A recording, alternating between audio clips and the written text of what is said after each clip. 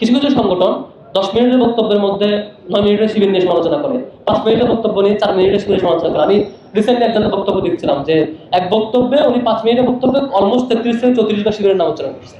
Democracy মানে এটা না যে সকল পার্টি সকল বিষয়ে একমত থাকবে, আমার সাথে 17 জনের একটা দ্বিমত থাকতে পারে, এটা ডেমোক্রেসির সৌন্দর্য।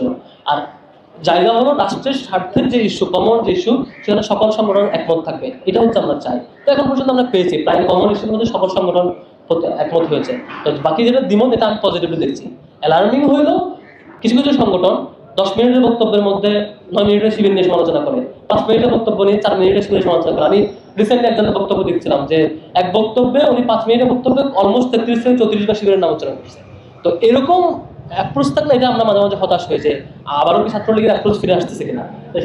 বরং আমি যেটা সবাইকে রিকোয়েস্ট করি বা প্রেফার করি যে প্রত্যেক সংগঠন তার এজেন্ডাকে ছাত্রদের সামনে প্রেজেন্ট করা দরকার। তারা শিক্ষার্থীদের নিয়ে কি করতে চায়, শিক্ষার্থীর কাছ থেকে তিনি কি পেতে চান, শিক্ষার্থীদের কাছ থেকে তিনি কি দিতে চান, শিক্ষার্থীর কাছ থেকে তিনি কি রিকমেন্ডেশন দিতে চান, তার কি পজিটিভ জিনিস শিক্ষার্থীকে দিতে চান, তার কি অ্যাপ্রোচ শিক্ষার্থীরা পজিটিভলি নেবে, তার কি নেগেটিভ অ্যাপ্রোচ তিনি দূর করতে চান, এসব জিনিস শিক্ষার্থীদের ডিসকাস করতে পারাটা ছাত্র সংগঠনগুলোর বৈশিষ্ট্য হতে পারা উচিত ছিল।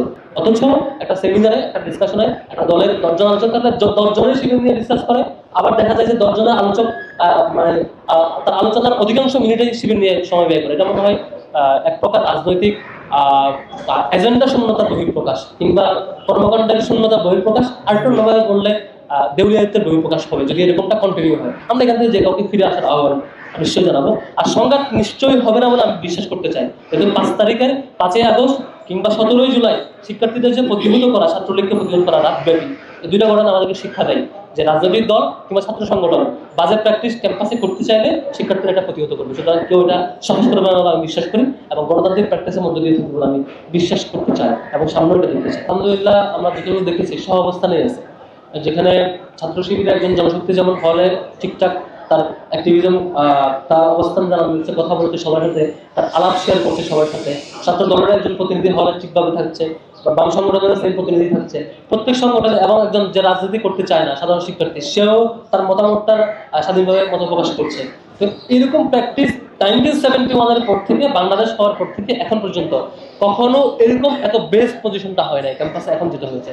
নিশ্চয়ই ইতিবাচক এবং সাধারণ শিক্ষার্থীরা যারা রাজনীতি চায় না তারাও ডাকসুর ব্যাপারে খুবই ইতিবাচক এবং ডাকসু হওয়ার মধ্যে দিয়ে তারা তাদের রাইটটা খুঁজে পাচ্ছে।